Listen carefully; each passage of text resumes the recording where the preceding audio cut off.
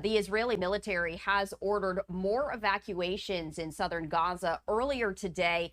This after a deadly airstrike on a school turned shelter in the north that killed at least 80 Palestinians. That is according to local health authorities. Israel said it targeted a militant command post, killing 19 fighters. Israel has repeatedly ordered mass evacuations as its troops have returned to heavily destroyed areas where they had previously battled Palestinian militants. The latest evacuation orders apply to areas in Khan Younis, including part of an Israeli-declared humanitarian zone from which the military said rockets have been fired. Israel accuses Hamas and other militants of hiding among civilians and launching attacks from residential areas. This all comes as regional tensions have soared since Hamas's political leader was killed on July 31st in Iran by a presumed Israeli strike, and Iran has vowed to retaliate. To talk more about this, I do want to bring in Dr. Asaf Romarowski, who is an expert in the Middle East. And Dr. Romarowski, thank you for taking the time to speak with us today. We appreciate it.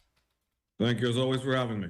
Absolutely. So I do want to get to the very latest breaking news, as the Israeli military said earlier today that it has expanded its evacuations in southern Gaza. What can you share with us on that?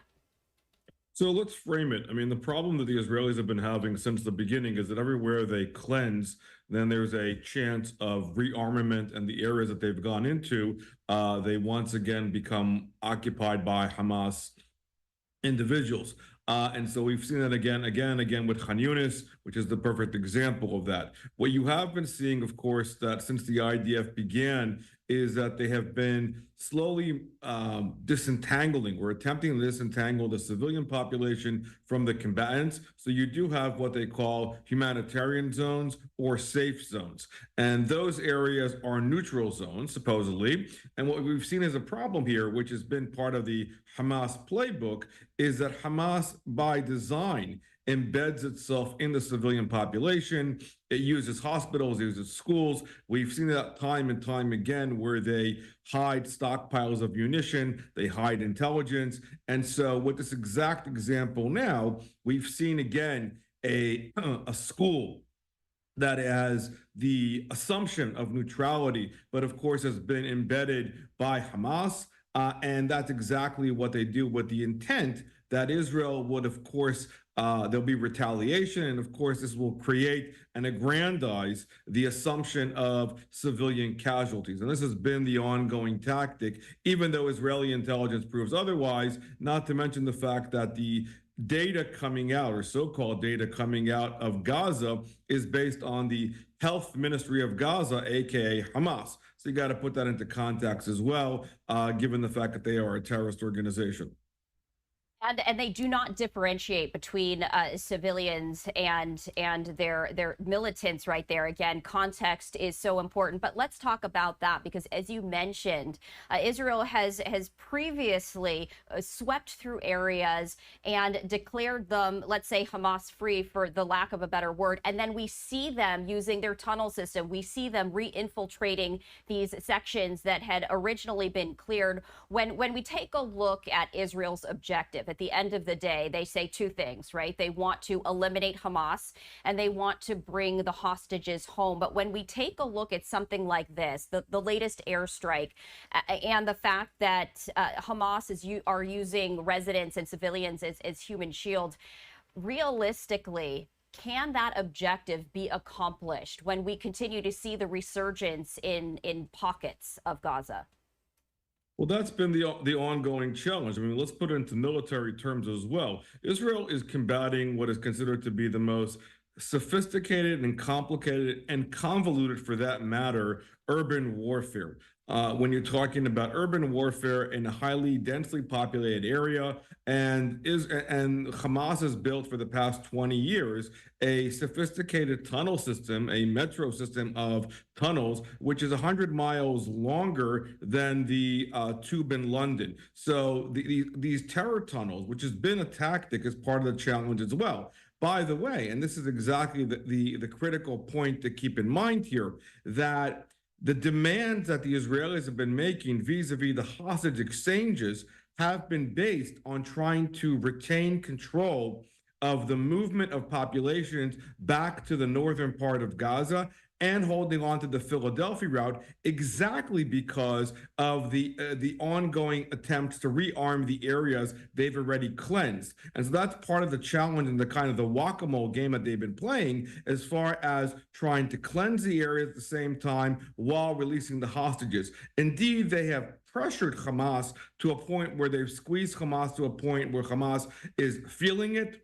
They've basically, at this point, I would say 90 to 95% of Hamas has been really devastated to a significant amount, but you're still seeing that there continue to be disarmament coming in through the tunnels, coming in through the Egyptian side. And now again, you're seeing, of course, all this part of the proxies of Iran. They're getting clearly more and more supplies to continue the war. And that's part of the Iranian proxy's goals, Iran at large, and Hamas and Hezbollah being in the north and Hamas in the south, to continue trying to cause the Israelis to flex their muscles.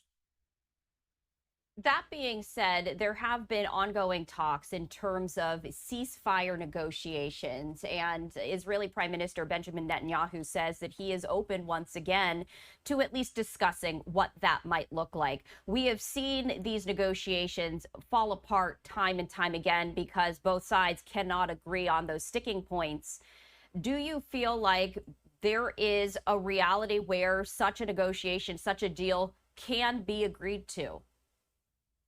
I think that there is a chance. I think that there was a statement that came out, obviously, out of the White House, encouraging the negotiators to move this along. The statement itself was kind of amorphous in the sense that it did not mention Israel or Hamas by name. But I think the fact that there is a mounting amount of pressure continuously coming on the Netanyahu government by the population. This is part of the military psychological warfare that you were talking about, the fact that you still have hostages, American hostages, by the way, also inside of the Gaza Strip, close to 10 months since the war began. And so there are constant daily protests inside of Israel trying to put pressure with the idea that every day counted, every day that goes by, there is a greater chance that they will not be alive. And this is really part of where the pressure is coming down on Netanyahu. It's been part of the delicate balance since the war began, with the idea that the objectives, as you stated correctly,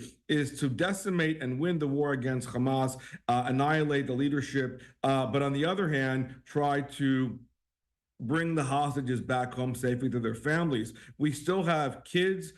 Just recently, we celebrated the 5th birthday of one of the Bivas kids, one of the youngest hostages inside of Gaza. A constant reminder of how difficult and challenging this is for an entirely scarred nation, which has been fighting a war since 10/7. So there is hope.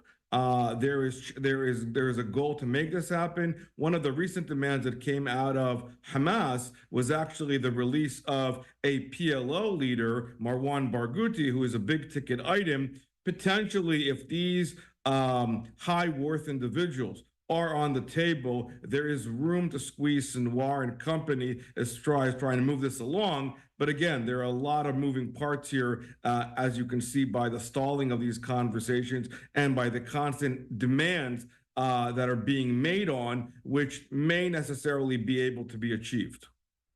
So let's talk about, because you did bring up Iran, you brought up Hezbollah. Let's talk about the anticipated retaliation by Iran. That is something that Israel has been preparing for and is expecting. When, I think the big question, the $1 million question, of course, is when might that happen?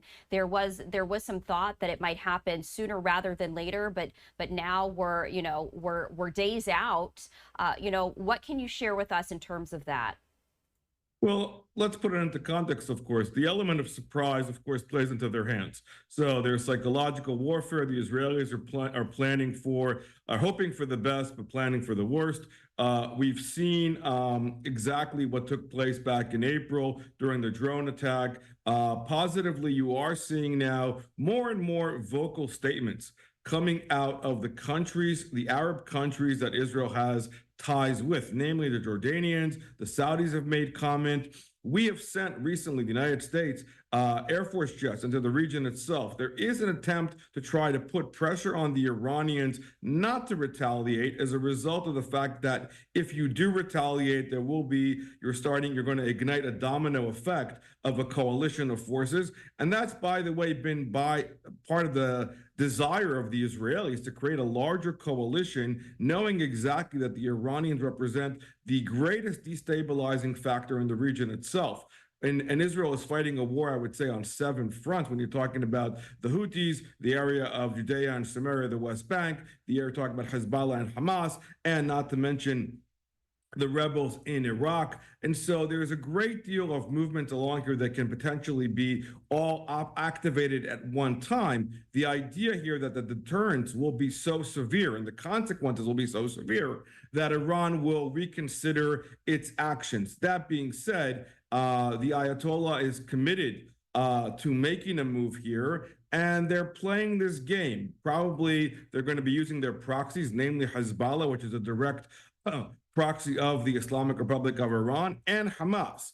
But this is part of this waiting game, and you are seeing at the same time now, the areas are being heated up in areas that were not. We saw an attack today in Judea and Samaria in the Jordan Valley. And so you're seeing multiple fronts that are being activated, all taking their marching orders out of the Islamic Republic of Iran. So that's what we're going to expect for. But the hope is, as we saw in April, there will be significant blowback, and that will deter to some extent.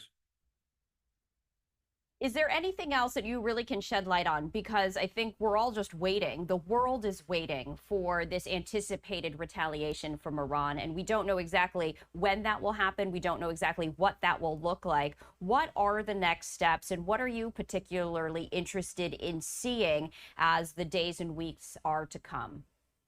The waiting game indeed does continue. What I would like to see, especially now as we are in the campaign season, there needs to be a strong message. The fact that the United States is standing by its ally, by Israel. Israel's message has been very clear, as we saw from Netanyahu's speech in Congress, and as we saw from the latest attack that Israel took out the #2 leader of Hezbollah, who was responsible for no other than the Marine barracks in Beirut's bombing in 1983, where 241 American servicemen were killed. So justice was served. The idea here, we need to see stronger sanctions, more of a strong military deterrence on the Islamic Republic of Iran going forward. And those are the kind of messages that I'm looking at as far as militarily and as far as rhetoric to make sure that the region actually knows where we stand on these very issues. There's a lot of complications and a lot of moving parts, but the footprints and the blood of Iran has been on this since 10/7 and prior to that, and it needs to be clear exactly who we stand by and who our enemies are and who our allies are. And that needs to be a very clear and a very succinct message, to my mind, that should be across the aisle. And you bring up politics. We are in a presidential election season. The world is watching. America, of course, the most powerful country in the world. On an international scale, what significance does the upcoming American presidential election play when it comes to how not only countries perceive us, but how they then decide on how to act? Well, it has a clear message and a very strong message. I mean, the commander-in-chief of whoever the United States of the United States is, it stands, as you said correctly, one of the powerful nations on earth, and we need to make a very clear stand about what we represent, what we stand for, the value system, and again, who our allies are and who are not. And I think that the messaging that is coming out now during the campaign trail as we go from here all the way to November, as far as the Middle East, needs to be a very clear message. There are many anarchists and radicals that we're going to see in the upcoming DNC we're trying to disrupt. There are many groups out there from Muslim sympathizers, Palestinian sympathizers, who are trying to turn, and really sympathizers of Hamas, let me be clear, about terrorist organizations, who are trying to turn American democracy on its head. We need to stand up for that, as we saw exactly with the protest against Netanyahu when he was in Congress, as we saw with the encampments on American college campuses. I'm expecting a lot of that to happen at the DNC. And these organizations who have direct ties to terrorism need to be stopped clear, and need to be understood exactly what kind of values we stand for and the kind of actions we will take if those red lines are crossed. Dr. Romanowski, as always, thank you so much for taking the time to speak with us. We appreciate it. Thank you.